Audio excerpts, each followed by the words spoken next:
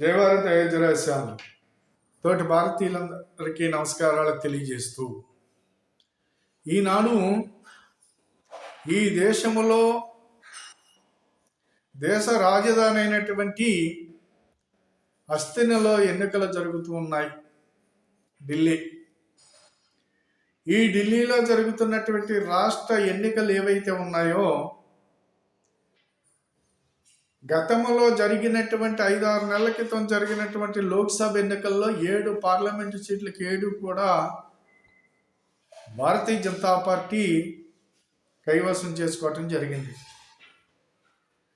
సరే, ఢిల్లీలో గత 2 పర్యాయాలు పాలన సాగిస్తూ అక్కడ ఉన్నటువంటి ప్రజలందరికీ అబద్ధాలు చెప్పి ఓట్లు వేయించుకుని అవినీతికి వ్యతిరేకంగా నేను పనిచేస్తానని చెప్పి పీకల్లో అవినీతిలో కూలిపోయినటువంటి ఆమ్ ఆద్మీ పార్టీ నాయకుడు కేజ్రీవాల్, ఆ పార్టీ నాయకులందరూ కూడా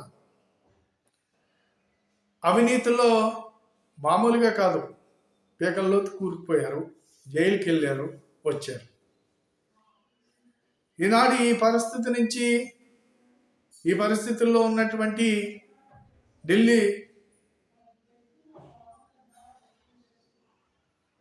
ఢిల్లీలో ఈ అవినీతిలో కూరుకుపోయినటువంటి ప్రభుత్వం కలిగినటువంటి ఢిల్లీ మళ్ళా అసెంబ్లీ ఎన్నికలు ఫిబ్రవరి నెలలో జరుగుతూ ఉన్నాయి.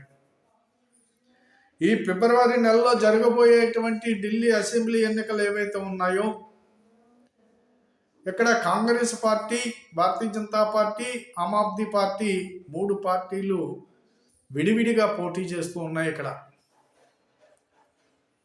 అయితే ఈ విడివిడిగా పోటీ చేసేటువంటి 3 పార్టీలు ఏ పార్టీ అధికారంలోకి వస్తుంది అనేది మనం అంచనా. రకరకాల సర్వేలు రకరకాలుగా చెబుతూ ఉన్నాయి. అయితే ఖచ్చితంగా నా ఆలోచన మేరకు నేను పరిశీలించిన దాని మేరకు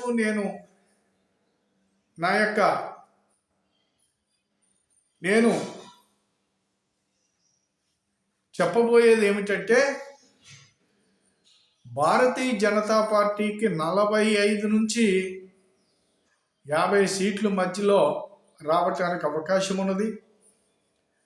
ఖచ్చితంగా ప్రభుత్వాన్ని భారతీయ జనతా పార్టీ ఏర్పాటు చేస్తుందనే దాంట్లో ఎలాంటి సందేహం లేదు. కాంగ్రెస్ పార్టీకి 1 నుంచి 5 వరకు ఈ మధ్యలో మాత్రమే దానికి సీట్లు రావడానికి అవకాశం ఉన్నది.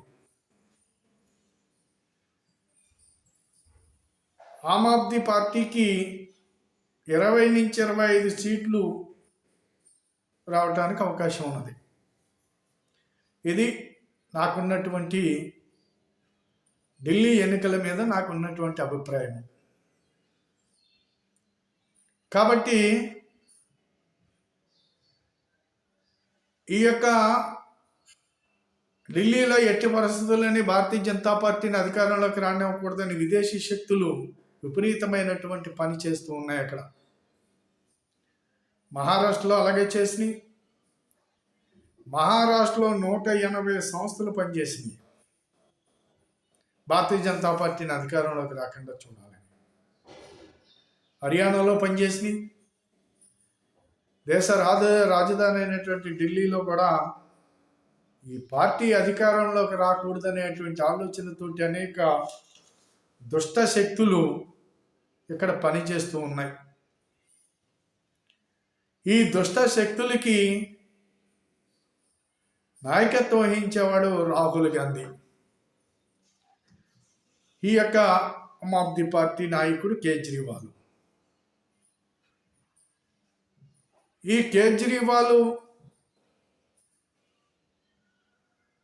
చేసినటువంటి వాగ్దానాలు ఏవి నెరవేర్చలేదనేది ప్రజలు ఎక్కడికక్కడ నిలదీసి అడుగుతున్నారనేది మనం గమనించుకోవాల్సినటువంటి అవసరం ఉన్నది. లేదు, ఆమ్ ఆద్మీ పార్టీ మళ్ళీ అధికారంలోకి వస్తుంది అనుకుంటే రావటమే జరిగితే ఢిల్లీ ప్రజల ఎంత ఢిల్లీ ప్రజల్లో అవగాహన రాహిత్యం ఎక్కువగా ఉన్నదనేది అర్థమవుతుంది. ఖచ్చితంగా ప్రజలు ఆమ్ ఆద్మీ పార్టీని ఖచ్చితంగా పక్కన పెడతారని, అక్కడ ఉన్నటువంటి ప్రజలు ఖచ్చితంగా భారతీయ జనతా పార్టీని అధికారంలోకి తెస్తారని పూర్తి నమ్మకం నాకు ఉంది. ఆ నమ్మకంతో నేను ఈ రోజుని ఈ అనాలిసిస్ మీ ముందు పెట్టడం జరిగింది. కాబట్టి ఢిల్లీ ఖచ్చితంగా భారతీయ జనతా పార్టీ ప్రభుత్వాన్ని ఏర్పాటు చేస్తుందని చెప్పేసి మరీ నేను చెబుతూ మీ అందరికీ నమస్కారాలు తెలియజేస్తూ, ఖచ్చితంగా ఢిల్లీలో ఉన్నటువంటి తెలుగు వాళ్ళు ఎవరైనా ఉంటే నా వీడియో చూస్తే ఖచ్చితంగా అక్కడ భారతీయ జనతా పార్టీ అధికారంలో రావడానికి మీ వంతు మీరు పని చేయమని కోరుతూ, ఈ వీడియో 10 మందికి షేర్ చేయమని, సబ్స్క్రైబ్ చేయమని కోరుతూ సెలవు తీసుకుంటున్నాను. జై భారత్, జై హింద్.